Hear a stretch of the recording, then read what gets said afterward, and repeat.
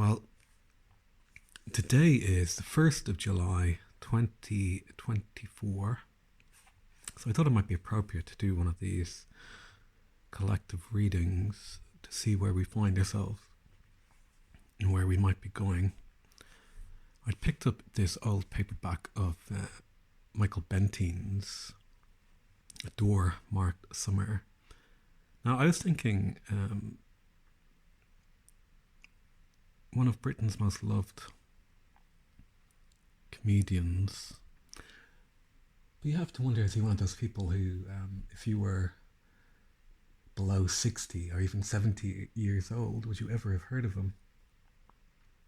Most famous for being a member of the Goons, the BBC radio show, in that first post-war period, along with most famously Spike Milligan, Peter Sellers,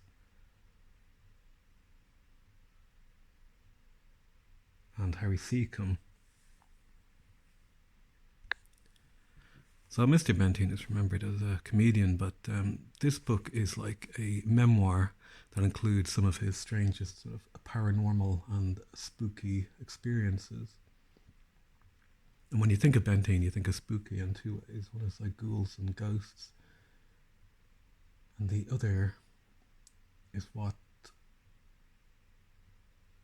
intelligence agencies he may have been attached to, or everybody found themselves in the post-war military-industrial complex. But anyway, he wrote this book, and I thought I'd better have a read. Let's do a little extract from the later chapter where he's talking about the foci.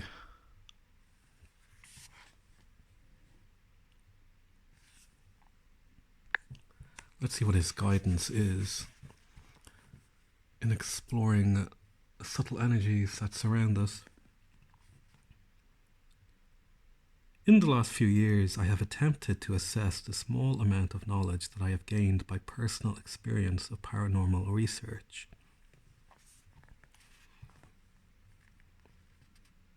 I use the word paranormal because it gives some sort of definition to the hazy frontiers of human experience and differentiates them from the gross materialism into which we have allowed ourselves to be manipulated.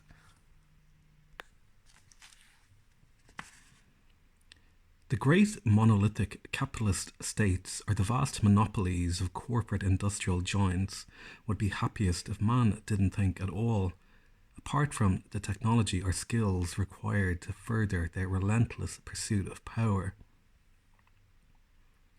Therefore, the foci which release the mind from the bondage of mass mind manipulation become of great importance to the individual.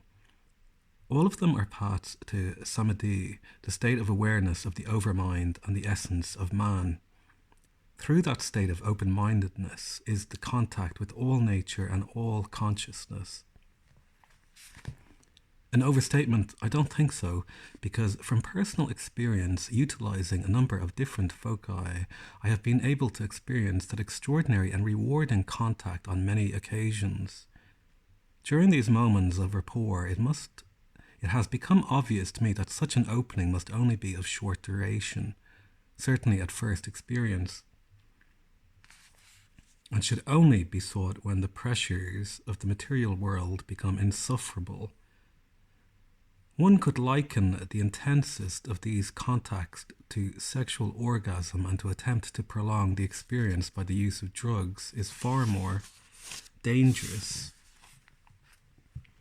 than the use of such chemicals as methyl nitrate to arrest the moment of orgasm.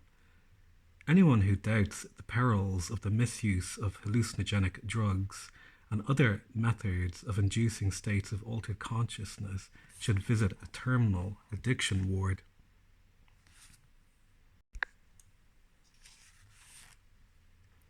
The foci are quite simply doors.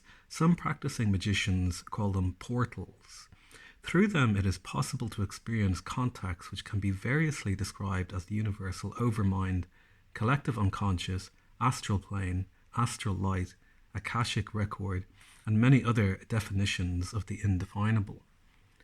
As an artist, I have experienced this contact in the sudden realization of the living beauty of a sunset, a sunrise, dawn over misty mountain peaks, beams of light through clouds, shafts of grey-green radiance in the rainforest, swirling vapour over the boiling entrance to the rapids of the Maranon, the forms and shapes of great trees, the pyramids, a child asleep, and 1,000 other things that if my state of receptivity had been less attuned at that moment of opportunity, I would not have particularly noticed. Daydreaming, listening to inspiring music, the moment of capture on paper or canvas of one fragment of visual truth, are all fleeting contacts with the universal overmind of nature, the true collective unconscious. To have tried to hold on to the moment of ecstasy would have been, at the very least, a fading disappointment, and at the most, an artificial overkill of what should have its own natural duration and no more. To survive on the surface of spaceship Earth with all its natural hazards is difficult enough, and to further increase the hazard factor beyond reason is imbecilic. We are already surrounded by an overabundance of material dangers, such as our erratic methods of transportation, junk foods, a dangerous level of air, water, and earth pollution, and now, as I hope to have brought to your notice, mental pollution on a massive scale. Misuse of the foci will only increase the hazard factor, while to enhance the probability of the destruction of mind and body by the use of such hallucinogenic drugs or other preparations known to heighten out of the body experience is plain madness. I know from personal experience I suffered withdrawal symptoms of an acute nature from Betadine and Omnipon. They had been medically prescribed and professionally administered for the extreme pain that accompanied the near loss of my left leg. I deliberately requested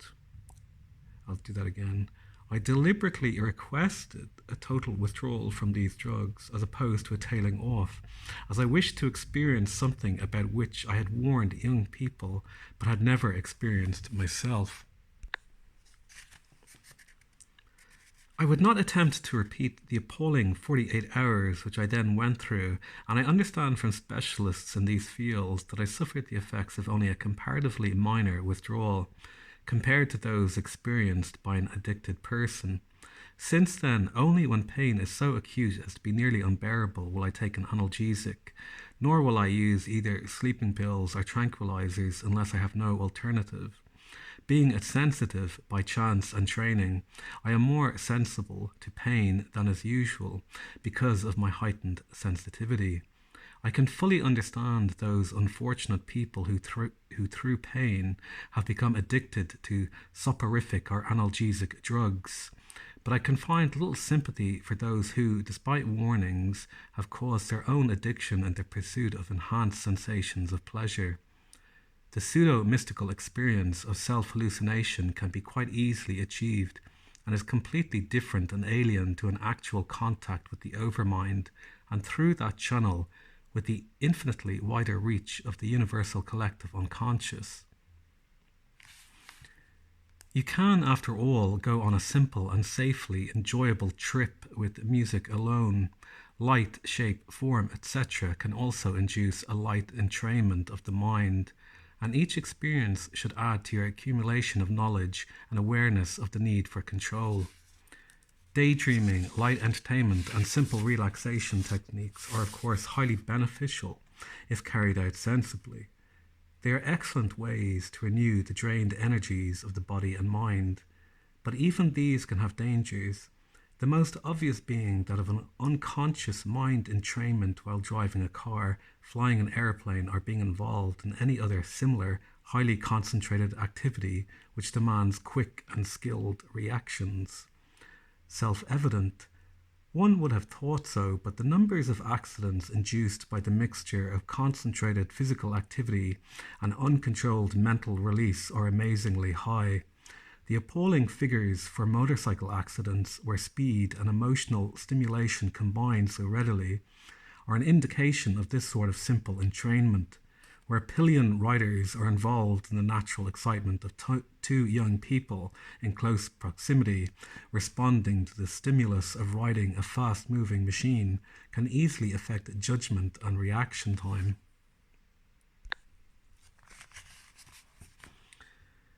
The foci, such as the tarot and I Ching, although they can be used with discretion and care as portals through which the consciousness can pass into contact with the universal overmind, still hold a great deal of danger for the irrational and impetuous, who would be far better advised to leave well enough alone until they can learn to control their character weaknesses. A focus inducing a deeper state of mind entrainment, or a trance state of some depth, should never be attempted without the presence of a knowledgeable colleague, preferably medically qualified, who is capable of monitoring the whole process and providing a safe return for the researcher.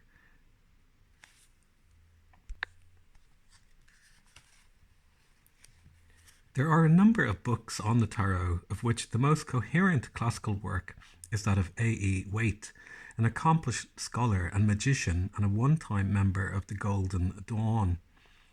His book is as much a critique as a definitive revelation, and is the one that I would recommend to a researcher who wishes to investigate the validity of tarot predictions. Unless one realizes that the real interpretation can only be in accordance with the stage of development reached by the operator, tarot reading is worthless. I've conducted a strictly rationed and reasonably comprehensive series of tarot readings for my own interest, and found the results to be extraordinary. But then I could have used other channels and achieved the same results. For me, the tarot is a valid focus, and one of which I can say, yes, it works, but proceed with caution. Where a mixture of chance and manipulated telekinesis is in control of an operation of this type, the motive for the use of the focus is of paramount importance. As with the Ouija board, the planchette, or automatic writing, or for that matter, table turning, the tarot is a physically based operation and therefore close to the earth plane, i.e. material frequencies. By this very nature, the portals will be the focus of forces which approximate to the same frequencies, and these can be best described as low-frequency elemental forces. It is unlikely that the results will be of a highly spiritual nature, but rather more in line with a simple pattern of predictive or precognitive projections of the material and mental life of the investigator. I do not believe that the tarot would be the ideal channel to achieve a more elevated contact with a highly advanced aspect of the universal overmind. For that, meditation, controlled fasting, and abstinence from the mere materialistic side of life would be the best focus with which to open the contact. You play with the tarot pack at your own peril. The same principles apply to the use of the I Ching, a system of divination and life guidance which was developed by the Chinese and which has been in general use in China for hundreds of years and throughout the rest of the world since the opening of that country to Western civilization. Originally, the readings were the result of the study of the various forms and shapes found on the shell of a tortoise, which was probably first developed by King Wan in the 12th century BC, into a system of permutations based on combinations of broken and whole straight lines to form trigrams and hexagrams. There is also a belief that the Emperor Fu Si was responsible for the original Yi Kang, or canon. The method is, like the tarot, partly telekinetic and partly divinatory in its interpretation, which of course depends largely on the degree of the operator's clairvoyant ability, and partly on a book of classical interpretations. The best one that I found is called the I Ching, the Book of Changes, published by Dover Publications, edited by Max Muller and translated by J. Legg. Once again, the focus opens the portals to bring into play the contact with the universal overmind, and the combination of telekinetic manipulation and intuitive interpretation does the rest. But with all these methods, reason must be the controlling factor. If you throw that away, you face the appalling situation of the possessed publican of Dover. Aleister Crowley, who was drug addicted in addition to his other disadvantages, became equally addicted to both the tarot and the I Ching, and never made any significant move without consulting them. His fine brain finished up totally confused and ineffectual, which was the ultimate tragedy for such a scholarly academic. Few people would believe the extent of the use of I Ching and tarot today throughout the world, and among highly intelligent practitioners. But the centre of I Ching is still the Far East, where the hexagrams have as much to say as the radio and television news broadcasts. In both cases, it is how you interpret them that counts, and as I have pointed out, that applies to radio and television as well. I think every one of these telekinetic clairvoyant methods should carry a warning on them like cigarette packets. These methods can be dangerous to mental health.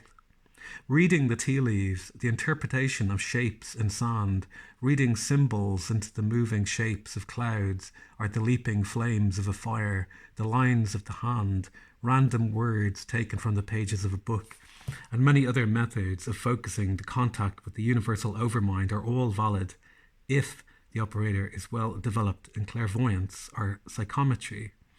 All act as a portal. If the operator allows them to, and the extent of their efficacy is likewise controllable or should be so. I have no personal experience of numerology and astrology, and so I cannot vouch for them, other than by describing them as further foci to entrain the paranormal faculties of the mind. Yet I know many practiced and skilled astrologers, such as my lifelong close friend Hans Holzer, and I fully accept their validity as interpreters of the heavens. Patrick Moore, whom I have also counted for years as a friend, and who has often played devil's advocate for me in discussion of these kind, finds no valid grounds for the astrologers' claims that their methods are scientific. But he is the first to agree that the skilled interpreters seem to be practicing an art, and that their system contains a focus for their intuitive faculties. And as a practicing astronomer, Patrick knows that certain forces in the cosmos have decided effects on our planet and the people who live on it. In France, Michael Gauquelin has come up with some interesting results when examining astrology's principles in character traits and birth signs. So has Professor Eisnick, another scholar of proven academic ability, who is not afraid to stand against the establishment. In the 19th century, Helena Petrovna Blavatsky, the Roman medium and authoress, founded with Colonel Olcott the Theosophical Society, which provided a magical basis for the more modern version of theosophy today.